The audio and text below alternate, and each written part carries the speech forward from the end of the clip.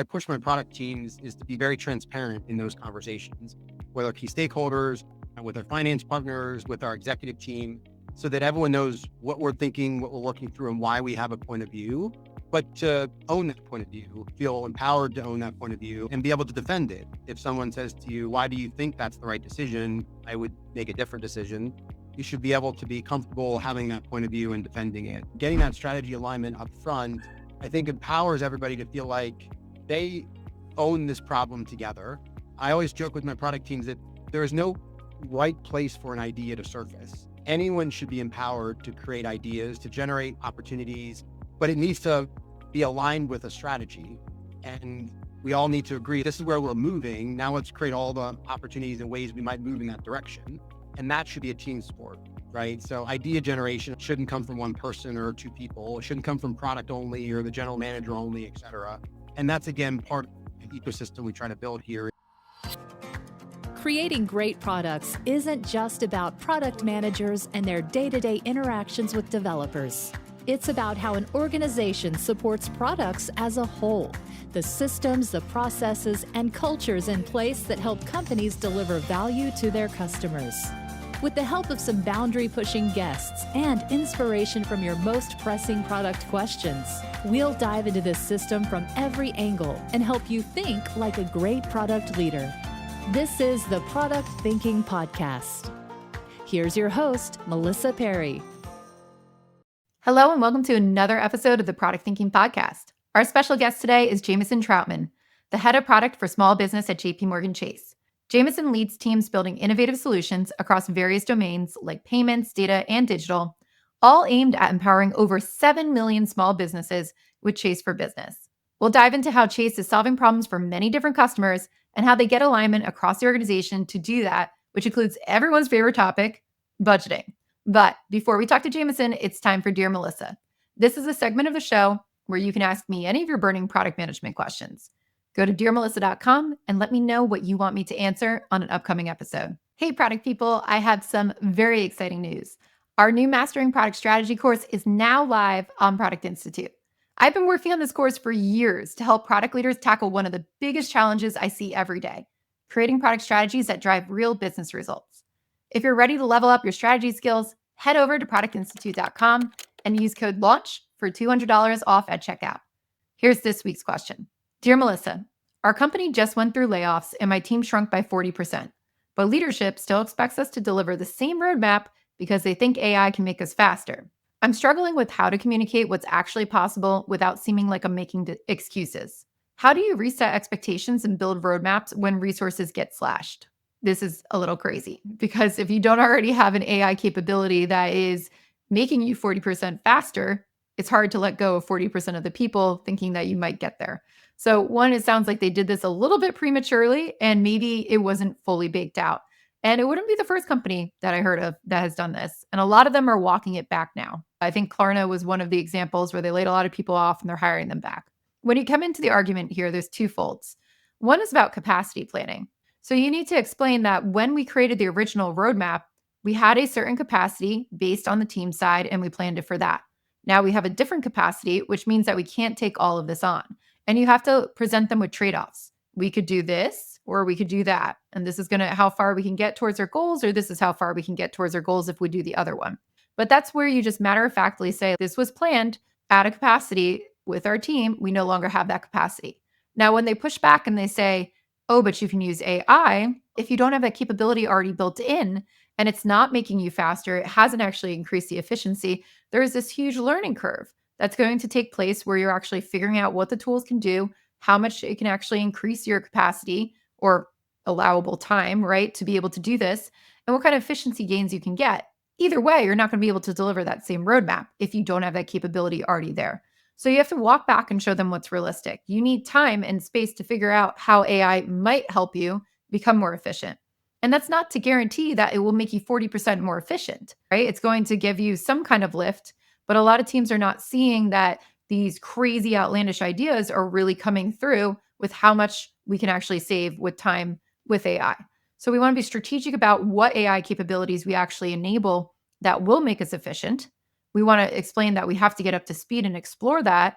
And we will come back to you with an understanding and with a plan on how it's going to make us more efficient. But at the same rate, we can't deliver this roadmap the same way that we did. Now we need to build in the time for planning and for understanding these AI capabilities and seeing if they can make us faster. Do you want us to do that first, or do you want to do roadmap planning first? Either way, if they just say do it all, like that's not an answer. So you have to show them that it's a trade-off. You can pick this or this, or if we just keep working in a linear fashion and we don't make these trade-offs, you're just not going to get what you want at the end of the day. And that's the sad reality of it. At the end of the day, you can hope and pray that everybody can deliver on all the things that we want them to deliver on, but that's never the case. So it's, do you want to be disappointed now, or do you want to be disappointed later when you thought we were going to deliver it, even though we warned you we weren't, and you're just going to be upset when we get there at the end of the year and everything is not delivered? Or we plan for it now and we make sure we make the most strategic bets and really make sure that the most important things get done and we pull them forward if we have to, so we can make those trade-offs now. That's the way that you're really going to want to present it. And then you're going to want to add into that roadmap that time to understand how AI can make us faster. That should have really been done before the layoffs. And I hope a little bit of it was, but if it wasn't, now's the time that you got to put it in there too. So I do not envy you this conversation that you have to have, but that's the one that we have to go forward for, because we have to be realistic. And that's what you have to remind them of. I can lie to you and say we're going to do this all, and you're just going to be disappointed at the end of the year. The reality here is that we can't do it all. So let's make sure the most important things we can do happen now. And let's make those trade-off conversations and have that conversation today instead of in a year when we're all upset and we didn't get the most important things out. So I hope that helps, and good luck with that conversation. Now it's time to talk to Jameson. Welcome to the show, Jameson. It's great to have you here. Thanks for having me. I'm super excited. I'm very excited too. And it's exciting to talk to somebody who is building things for small businesses, because I'm a small business myself. So I'd love to hear a little bit about your journey in product management and what led to your role today. Yeah, and thanks again for having me. My name is Jameson Troutman. I'm head of product for small business here at Chase. And part of that gives me the opportunity to spend a lot of my time with people like yourself who are running small businesses all around the country, really trying to solve customer problems, generate and build a business that addresses those needs and also hits at their passions and the things that they love to do every day. And my product teams get to build products and services across omni-channel experience for those small business customers that really helps them and empowers them to achieve those goals. That's really exciting. What led you at your role at JP Morgan up to taking over small business stuff today? Yeah, so I've been in and around product for a long time. It wasn't necessarily always called product at Chase. And we've been obviously going through a transformation that many companies have over the last 10 to 20 years.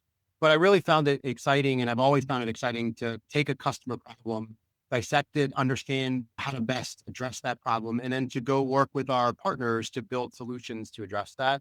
And I've done it in multiple lines of business in our Chase organization across multiple financial products, credit card and in loyalty and in other places. And I had the opportunity a couple of years ago to take over the responsibilities for managing the small business product ecosystem. And that's just been really amazing to get to be so close to such an amazing set of customers and really help them drive their businesses forward. And it's such a big scale for Chase as well. You have over 7 million small businesses that you're serving out there. How does that scale change the way that you think about product decisions? Yeah, we do support 7 million, more than 7 million customers all around the country. And that's also really dynamic and interesting because different parts of the country and different businesses and different verticals have different needs. And so that makes building products quite interesting, but also quite challenging at times. We have bigger small businesses and we have smaller small businesses that are just starting out. We have small businesses that have employees that they pay to help drive their business. We have some small businesses that is just a single person running the business. We have small businesses with multiple locations, with single locations.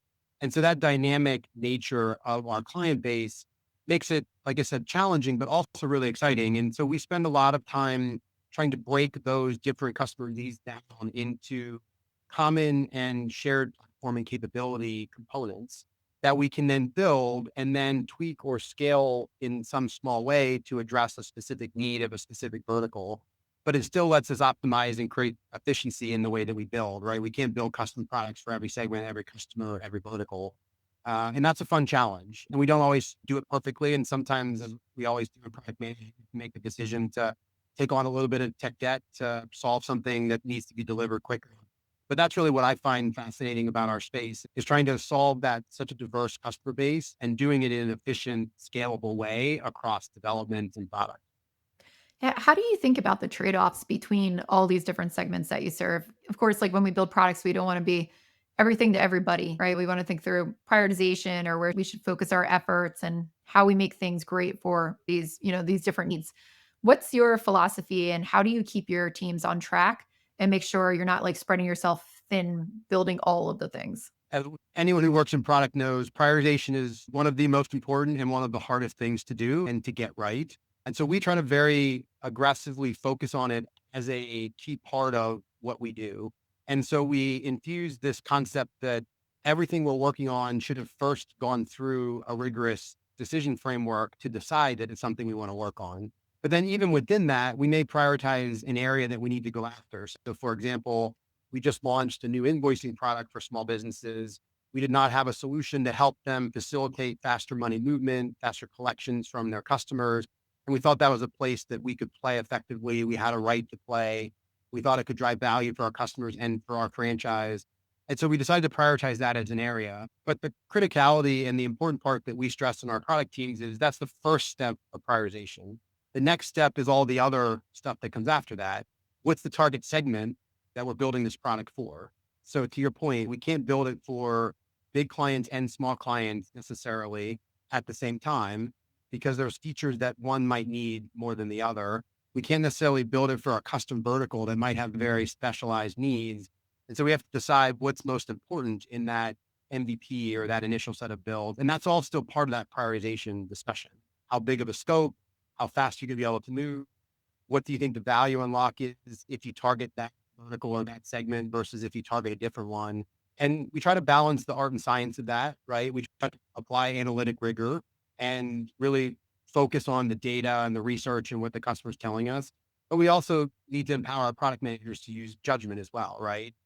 Have that sort of art part of that art and science to be able to make some calls where they think we need to trust ourselves and what we know and lead into a space. And so it's an ongoing, constant balancing act. But I also find it to be one of the most important and, to be honest, some of the most fun parts of the job because it really shapes your roadmap, your strategy, and where you're trying to go with your business. That judgment piece is so critical too. Just this week, I was having a conversation with another large enterprise about their product managers were frustrated because they felt like everybody was asking them for some super, super specific data and they weren't trusting their judgment when they looked at the whole picture and said, we need to go this way. How do you, encourage that culture or encourage people to have judgment in your product, also to trust that judgment and listen to it when you go forward? Yeah, and it is an ongoing push and pull that we have with our business partners, with our leadership team. What we try to do is I break it down. We try to focus on three primary things. First, let's make sure we not lose sight of the customer and what the customer is telling us. So we try to really make sure we put the customer at the center. It's great that everyone will have an opinion and a view on what they think the right answer is, but it's important to make sure we know what the customer's perspective is. And so we really try to focus a lot on that upfront discovery, a lot on that customer research, and that can be quick. It doesn't have to take months to do. It can be done in an hour or a day, but making sure we don't lose sight of the customer. I think the second equally is important, making sure that we don't lose sight of what is the business unlock that we're trying to achieve. Are we driving revenue? Are we reducing complaints? Are we trying to take expense out of the system? What's the OKR? What's the key result that we're trying to accomplish by delivering whatever this is? And there may be a primary and a secondary, but you want to make sure you're clear on what those are and really being focused on making sure that you don't lose sight of that goal amongst complexities of prioritization and scope. And the third piece is to balance the speed and complexity of the build with unlocking those first two things, right? And that's sometimes the harder part, which is where I find a lot of the art starts to come in and the judgment we try to empower our product managers to have. I can unlock this 2 sprints earlier, but it might not get these three things. Or do I wait to get those three things and then unlock it 2 sprints later? Or that may be an easier decision because it's only 2 sprints. What if it's 2 quarters? I can unlock this now, or I can wait till the end of the year to get you the other five things. And so that's an ongoing kind of challenge. And what I push my product teams is to be very transparent in those conversations with our key stakeholders and with our finance partners, with our executive team, so that everyone knows what we're thinking, what we're looking through, and why we have a point of view. But to own that point of view, feel empowered to own that point of view and be able to defend it. If someone says to you, why do you think that's the right decision? I would make a different decision. You should be able to be comfortable having that point of view and defending it. And then I think the last thing I would just add is it's always amazing when we get the chance to build products that actually make an impact in the market and in the lives of our customers and help them grow their business. But we also build a lot of products that internally help us do a better job servicing those clients, right? They support our bankers who are out every day meeting with clients, or they support our servicing representatives who's taking a phone call from a client. And so we also try to balance the external customer with the internal customer. And that sometimes means you have to make different decisions, right? Because we maybe unlock the value of the external customer quickly, but it might create a really, really awful experience for a banker who's trying to service that customer. And we have to decide if that's really worth it or if we need to take a different path. It sounds like there is a lot of customer insights that go into your prioritization and into what you're building as well. Can you tell us about a time when you discovered a new customer insight or something surfaced up that completely changed your direction or made you sit back and say, "Hey, we should be doing this instead"? There's lots of examples that I could think of. One that comes to mind, which is very top of mind right now, because we have a whole product that we just launched, and we're really excited about that product and starting to scale, and we're starting to build some new capabilities out around that product. And one of the things that we had to decide was how do we think about the speed at which money can move through that payroll product? And there's lots of variations, faster payroll and next day payroll, and there's lots of terms out there in the market. And we had to think through what we wanted our product to be able to do and how do we want to think about that experience. And it was interesting. We went in from our perspective, right? We believe we are one of the best, if not the best in the industry at moving money. That is one of our core jobs that we do, is we do that all day long at scale, billions of dollars moving on a regular basis. But at the same time, our assumption was that we wanted to create lots of choices and lots of options for customers because we have lots of options and choices for them today, right? They can pick and choose and they can decide what they want to choose. And we think that is a competitive advantage in the broader money movement space. But when it comes to payroll and the customer that we're designing that payroll product for, it's not a large employing 30 employee type of businesses that we're designing for. It's someone that is just getting to the point where they may not want to run payroll out of a spreadsheet anymore and they want to digitize that experience. And so for that customer, the feedback that we heard very early on, which was a little bit more surprising to us, was that their focus was more about making the money movement part simple and easy, right? So the options were overwhelming.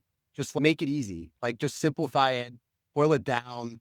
Don't confuse me. I appreciate the concept of many choices and many options and let me customize, et cetera. But for this specific job and this specific need, simplicity is better.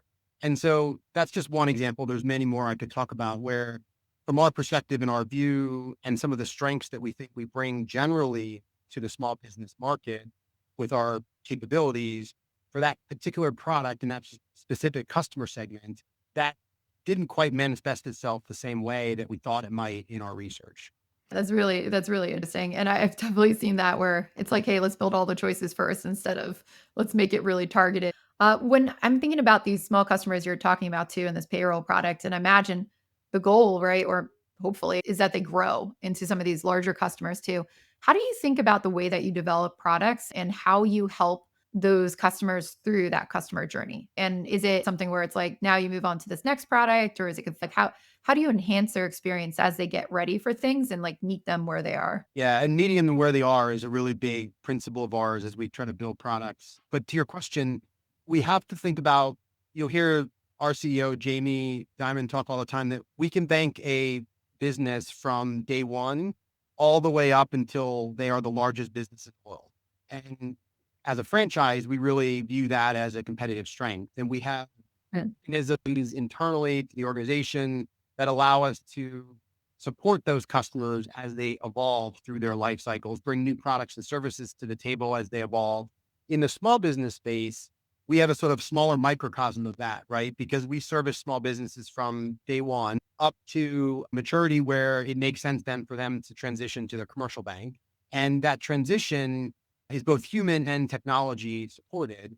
But in order to do that, to your point, we have to have a product continuum that can support that evolution. And so that's a lot Yeah. of what we try to focus on is how do we think about the product continuum and the capabilities as you move through that journey. And as you can imagine, some capabilities work for many segments, right? You could be a one person show as a small business owner and still need this product. And then you might have 50 employees, it'd be $20 million and you still might need that product. Wires is a good example, right? You still might need to wire somebody money. So that product needs to work for both the smallest of small businesses and the large small business.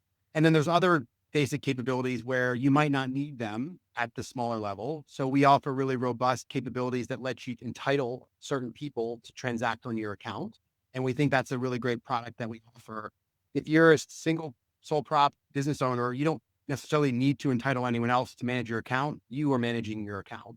But you get to some point where you might now have a bookkeeper and maybe 3 or 4 employees, and you want one of them to take care of bill payment. And so you might need to entitle a person or two then to transact. So in that case, you may not need that product in all stages. But what we needed to do as we build products is make sure that we're creating the seamless connections that as you Right. progress, you can turn those on or turn those off, upgrade your product or change your product configuration to make that work. And that's an ongoing challenge, right? Our technology isn't always configurable to make that as easy as we want it to be. But that's the constant balance we're trying to find as we talk about our, again, back to our product continuum. How do we be clear on what we think those phases are and what features are most relevant, but then flexible enough that people can also navigate a little bit as necessary? It sounds like there's a big data component behind the scene too, right? Like making sure that you know that customer, you're tracking the customer across the products, across these different areas where you might like you said, you might move to the commercial bank one day. Like how do you think about the underlying data structure of what you're building and where that brings value back to the product too? Yeah, data powers everything. And it's not just in the AI environment we're in now, well before that. The right structuring of your data, making sure it was stored in the right place and in the right way that it could be usable and accessible, ideally in real time. All of those factors have always been important in our product management ecosystem. And again, that's an ongoing journey, right? We are definitely still on the journey to modernize our data, make sure we feel like it's accessible and structured in the right way and streamed real time into all the right channels. But we've also made a ton of progress there. And I think that's enabled us to move quicker in achieving some of those product outcomes because you can focus on the experience and the platform capabilities, and you don't also then have to focus on modernizing the data as well. And so what we've been trying to do is take the data modernization piece out and treat that as a discrete set of things that we have to do. Back to our prioritization discussion, we've prioritized that as a critical component almost to everything we're trying to do. And then in addition to that, we've identified other priorities that we want to go deliver. And that foundational build and that foundational capability that we've been working on for a little bit is allowing us to more quickly thread those data insights together to unlock value. So I'll give you a great example. We just launched about 9 months ago or so now. We launched a new product called Customer Insights to our small businesses. And it's a really amazing product accessible through our digital channels, whether it's on the web or on the mobile phone. And it gives the small business customer access to specific customer data that informs who's shopping in their stores, information about the frequency and the timestamps of those visits. If they process payments with us, that data is specific to their locations. If they don't process payments for us, we've aggregated a bunch of our data together in an anonymous way. So it's not your data, but it's an aggregated view of customers in your general area and how they are interacting with merchants like yours. And that data is all structured in a way that makes that accessible and possible as a product delivery. If we hadn't modernized that data, we couldn't deliver that impactful insights product to our customers. And the experience part on the front end, to some extent, is the easy part. What's the chart look like and what's the navigation look like when you're navigating around the experience? But again, we invested heavily in making sure the data infrastructure was there to power that experience. I think that that's such a cool way to think about innovation too. Like you're collecting all this information, right? But what can we do to come back and actually power our small businesses and make them better at what they do? So you're taking all that data that you would have on the transactions and just putting it back into the hands of your small businesses to use. So there's a lot of interesting innovation baked into that. I'm curious how do you think about this innovation and these new features, these new products? How are you kind of managing for that? And as a business too at scale, I know you've led a big part of the agile transformation to get people to think more in products. How do you think about budgeting for that too and managing like that portfolio of products across it? Because I see that as a huge issue and a huge blocker for people or for large organizations that are trying to move to a product mindset of how do we actually make sure that we fund innovation correctly, we're thinking about the portfolio correctly, and we're not stuck in this project mindset. Yeah. And it is a challenge. And we've been on this product transformation for a number of years now. And I did have a fortunate opportunity to lead that for a number of years for us at Chase.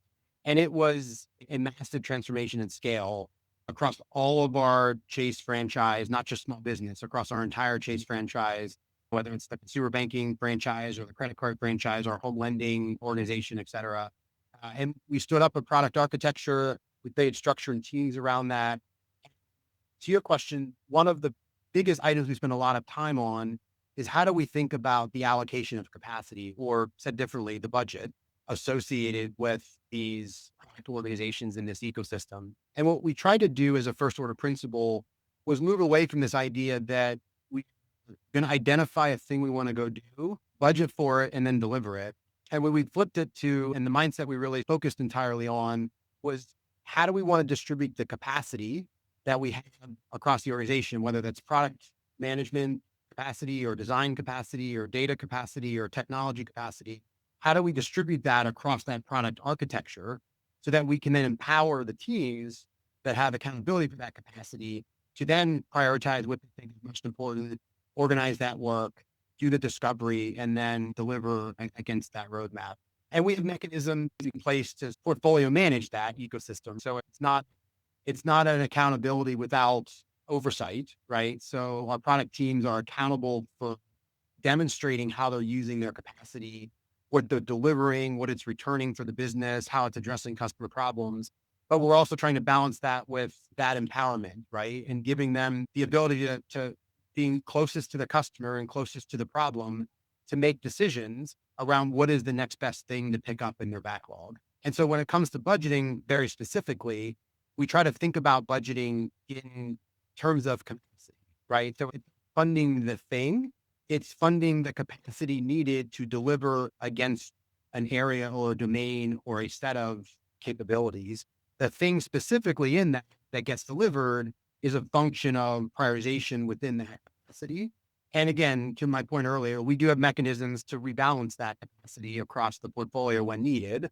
Maybe we need to rebalance a little bit more to really go after a specific problem or a specific opportunity. And that allows us to manage that in the portfolio. So it's not a static decision, but at the same time, we don't want to be in a world where we're constantly swinging budget around every month or every quarter, because that impacts speed. It impacts your subject matter expertise and your quickness to deliver. And it takes some of value of letting delivery happen closer to the customer and pulls it away a little bit, which risks potentially not fully addressing that customer problem. There's also in a lot of large organizations when we like our annual planning cycles where I see people, we've got the budget for this year. That means we have to get every single thing done this year, right? Like December 31st is the cutoff. We're done now. Move on to the next initiative. How do you balance that kind of like continuous nature of product development and where like not everything's going to be done within this calendar year or even this quarter with the realities of managing a large corporation and saying we do have to say what we're like we have to know roughly what we're going to spend here. How do you balance those things? It is hard, to your point. We operate on an annual budgeting cycle like many large corporations. And to your point, we have to put a number in the box and we have to be able to hold ourselves accountable to how much we spent, et cetera. But I think it goes back to my point from earlier. While you have an annual budget that you have to manage against, that decision at the top of the house can be made. Am I going to increase that total bucket? Meaning I'm going to spend more on product and technology delivery over the next year. I'm going to spend the same amount. Am I going to spend less? It's a macro budget decision that you can make then. How you then break down that budget, convert it into capacity, right? Humans and capabilities, data storage costs, space, et cetera. How you convert that into a budget can be more nimble and flexible. And it then requires you to make sure that you've got accountability for components are as you break it down. Again, you don't empower a team with a set of budget and capacity and not hold them accountable to demonstrate what they've delivered. But that next level down is where we really apply a lot of the nimbleness or try to apply a lot of the nimbleness to that budgeting process. And that's where I said before, we feel really great about all the investment we're making to help our customers fight fraud as an example, but it's an ongoing struggle, right? The fraudsters are always coming and trying to find angles and opportunities to go and try to put our customers. And so we're trying to constantly balance how do we make sure that we have the right capabilities and we're putting the right amount of investment against that area, et cetera. And that sometimes does require us to shift resources quickly in response to something we're seeing. And then when that response is addressed, we have to decide then, are we leaving those resources there to keep working on the next thing, or are we shifting those resources back to what they may originally would have been working on in some other area? And that nimbleness we try to treat as an ongoing, but at the portfolio level as a quarterly activity, right? So every quarter we're trying to make sure we feel balanced across the broader ecosystem while holding ourselves accountable to that top line budget, right? So all of it's within agreement we have on how much we're going to spend. The breakdown of what we do individually under that is again where we try to provide more flexibility. Yeah. So it's at a much higher level than just funding what the team building. It's all the way up. Yeah, and the challenge with budgeting is you have to account for both the investment side of your budget plus all of the production and infrastructure side of your budget. And so that sometimes is a challenge because you can't always fully predict, I'm going to build this new capability. I know what I need to build it, but we may get surprised that the data storage costs are more expensive than we thought, or the production infrastructure needed to support that application may be more expensive than we thought. And so there's always opportunities and risks in your budget that you have to manage through every day. But again, within the framework, the idea is to sort of still give the teams the necessary flexibility with oversight to try to make those decisions locally. When we talk about budgeting too, I see something that comes up that's about that like GM business mindset, right? Back towards we have platform and capability teams as well. So when we are making decisions about, as you mentioned before, where do we invest? Do we invest in like small businesses or the 500-person businesses? We might have people on the business side who are accountable for goals in that side. Like, what are the conditions for success to make that kind of platform capability and portfolio structure work there? When especially a lot of organizations were oriented where it was like the GM got the budget and they could build whatever they wanted within their stuff, and now of taking that away a little bit. For me, the first step in success in that ecosystem is to have open communication and dialogue with your business partner. So that to me is table stakes. And where I found it not working, there may be other reasons why it doesn't work. But one of the core reasons I've always found it not working is because there's not good communication, there's not good clarity, there's not good connectivity between the product team and the business stakeholder, the general manager, or whoever's the key person on the business side trying to drive a strategy forward. So that to me is the first most important thing. I think the second thing, and this is where I go back to the very beginning when we talked about prioritization, getting alignment on that prioritization, as hard as that may be, unlocks a ton of speed after you do that. So it's a matter of where do you want the pain to happen? Do you want it to happen up front when you align on your key results that you're going to try to drive, your outcomes you're trying to achieve, and what are the tactics at a high level that you think are the most effective to achieve that? If you spend the time doing that up front, it's not meant to be a static thing. You can revisit it and keep it evergreen and ongoing. Investing time in that process then lets the team feel more empowered to just go, right? And the decisions then that bubble up during that tend to be smaller. They're still hard to make. Am I building this feature or not building this feature? That's still an important decision back to the communication part that you need to talk to your partner about. But that's a very different decision than, am I building this thing at all? And so a lot of times where I also see things fall down is where there is a belief of alignment on prioritization, but in reality, they haven't invested the time in actually ensuring that there is alignment on priority. And so the issues that surface appear maybe in other ways or for other reasons, but they do go back to, I don't agree with what you're building. And so as long as you can get that up front as well, I think that unlocks a lot of speed and capabilities for the team. And then the last thing I would say is we really try to empower our product teams to think like an owner, right? They should think end to end. They should understand the P&L. They should believe that they have accountability with their business partner to deliver that outcome. So we also try to really encourage them not to think about this as being someone passing the baton or throwing their hat over the wall to them. We're both in this together, and we both have an accountability to achieve this together. And so that kind of empowered mindset hopefully drives the product team to feel like they can have those hard conversations with the general manager if they have to, or the vice versa. The general manager can have the hard conversation with the product manager because they're in it together. When in that lines of communication, which I think is so important, and figuring out the prioritization part, how do you get started with that? Are you going and just starting the conversation?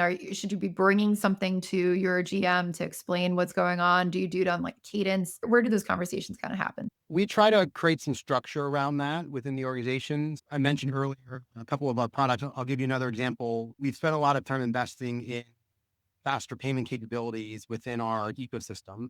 So that, again, back to my earlier conversation, that our small business customers can really choose how quickly they want a payment delivered, therefore, by what method they want to send that money movement. And while that flexibility, as I mentioned earlier in the payroll product example, might have created a little bit of overwhelming feeling, what we hear from clients outside of that payroll concept is they love that flexibility for them broadly managing their business, right? And that flexibility and the simplification of how we present that to the customer was something that we spent a lot of time building. But prior to building it, we had to decide from a strategy perspective, what do we think is most important to our small business customers? And in this case, we know that moving money, accounts payable and accounts receivable, we hear it in our research all the time, is one of the top pain points that small businesses talk about every day. And we do surveys on a regular basis. We talk to one-on-one customers and bankers who are supporting customers, and it's always consistent. Anything you can do to make accounts payable and accounts receivable easier for me, speed up and simplify my cash flow management, that's a big win for me. It saves me hours. It lets me spend more time on my business. Getting alignment around that insight back to the research and the customer problem, but also then aligning on that being a strategic imperative that we want to then go invest in is a joint team sport. So that wasn't a product manager deciding or a general manager deciding. It was us partnering together to decide as a business that we think that's an area that we want to put this on. And so back to my conversation earlier, getting that strategy alignment up front, I think empowers everybody to feel like they own this problem together. I always joke with my product teams that there is no right place for an idea to surface. Anyone should be empowered to create ideas, to generate opportunities, but it needs to be aligned with a strategy. And we all need to agree this is where we're moving. Now let's create all the opportunities and ways we might move in that direction. And that should be a team sport, right? So idea generation, idea creation shouldn't come from one person or two people. It shouldn't come from product only or the general manager only, et cetera. And that's, again, part of the ecosystem we try to build here is really empower that back and forth connectivity. Yeah. To me, that is one of those make or break things. Like the teams who get those pieces of how do we collaboratively do this, they move a lot faster than the ones who don't. Then otherwise, it's just like a bunch of infighting. And everyone's idea is always going to be the best idea to them. And so you have to find a way to be open and build that trust and collaboration across the team. Someone else's idea may end up being the best idea. And how do you get everyone to buy into that?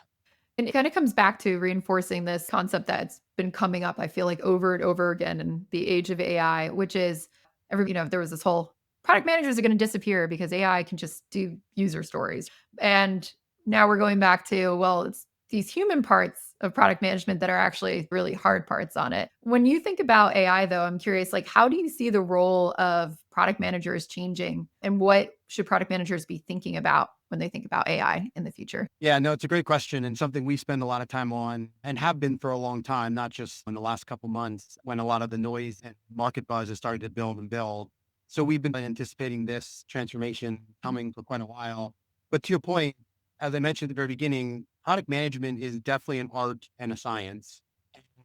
There is a science aspect of it. And even within that science aspect of it, there are repeatable, easily automatable parts of that science, but then there are also quite complex, nuanced, and detailed parts of that science as well. So there's a big part of the product management job, to your point, that very much relies on human judgment, very much relies on the collaboration and the partnership we talked about earlier, and very much relies on a deep understanding of the business's priorities and the customer that we're trying to solve for.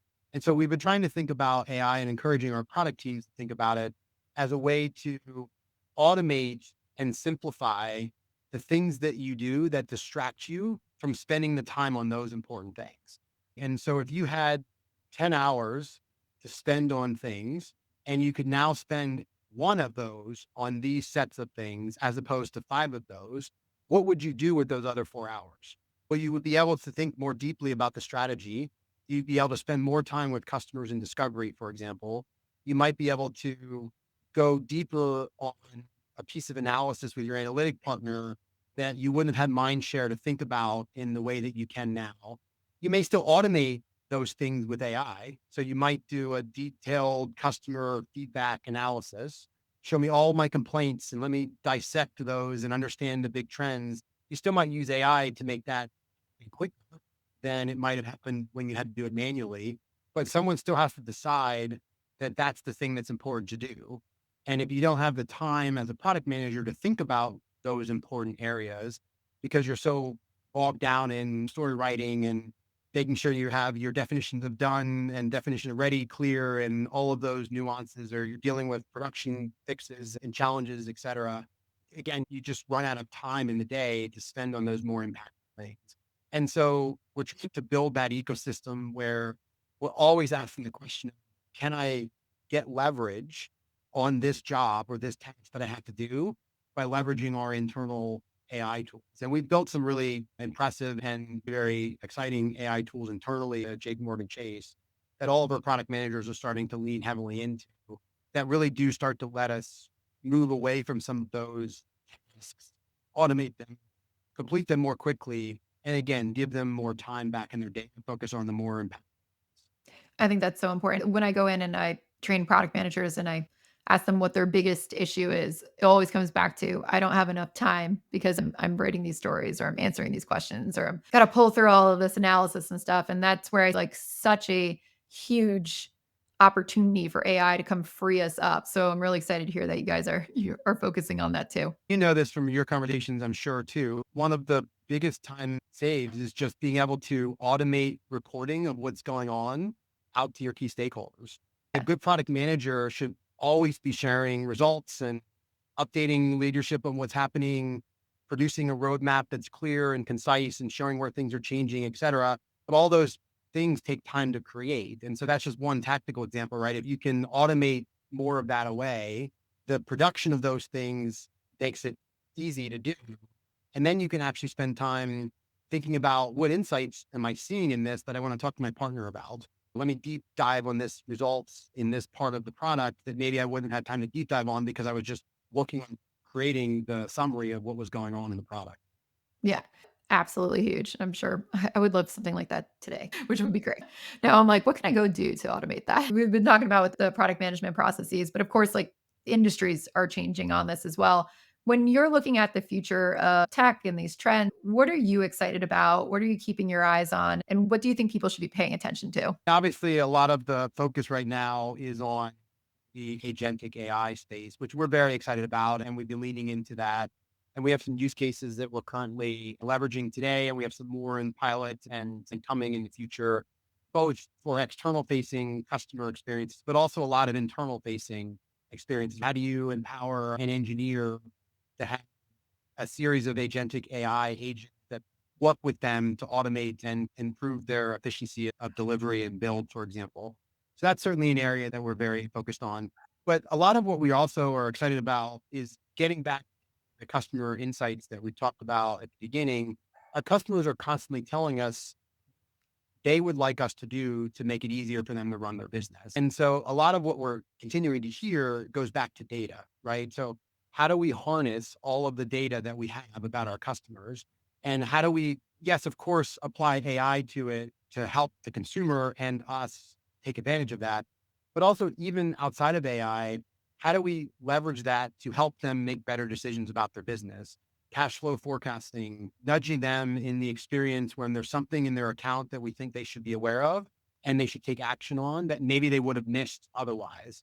How do we think about the right marketing lead to not sell them a product they don't need, but to actually address a need that maybe they didn't even know they had? Do you realize that you could actually send that transaction in a different way, that money movement in a different way that actually might better address the problem you're trying to solve?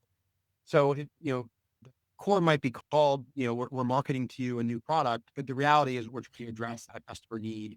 And all that personalization and data driven insights is another area that we're leading very heavily into, both from a customer product perspective. I mentioned the insights product, but also from an internal employee perspective as well. How do we make the person supporting that customer smarter, more easily able to react, allow them to provide more insight and advice? How do we help our bankers become even more amazing than they already are today by making more data more easily accessible at their fingertips? So those are the other areas I would say around data that we're also watching and leading heavily into.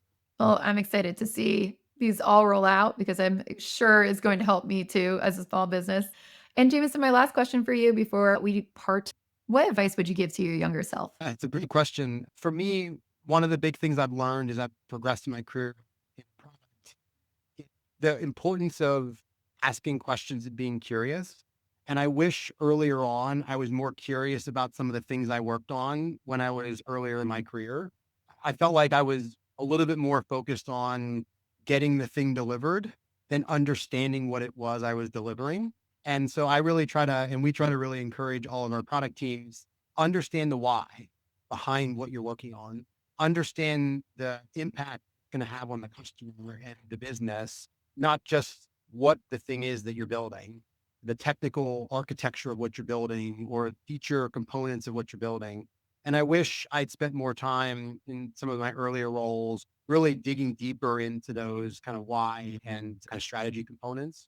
Now I get to do that a lot in my organization now in my role managing a broader product team, but I really try to make sure my product managers are doing that as well, right? It's not just me as the leader of the organization, it's them day to day feeling curious and empowered to be curious and carving out space to be curious. So that's one thing that comes to mind. I'm sure there's many others, but I think that curiosity in product managers can unlock so much value and deliver better products for the customer if you carve out the space for it.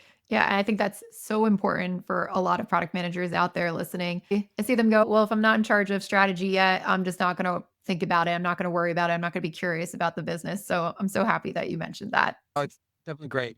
Well, thank you so much, Jameson, for being on the podcast. If people want to learn more about you, where can they go? Yeah. So obviously on LinkedIn, you're certainly welcome to find me there. And we also have a great resource that we make available that shows all of our products and services that we offer for our small businesses. Again, we support 7 million small businesses all across the country. So you can go to Chase for Business, and Chase for Business will lay out all the products we talked about. Many of them I talked about on this call, but many others that I didn't. That's another great way just to learn about all the things and all the interesting things we're building in our product teams. That's great. And we will put those links on our show notes at productthinkingpodcast.com. Thanks so much, Jameson, for joining us. And thank you to our audience for listening. We'll be back next Wednesday with another amazing guest. And in the meantime, go to dearmelissa.com and let me know what product management questions you have for me. I'll answer them on the next episode. We'll see you then.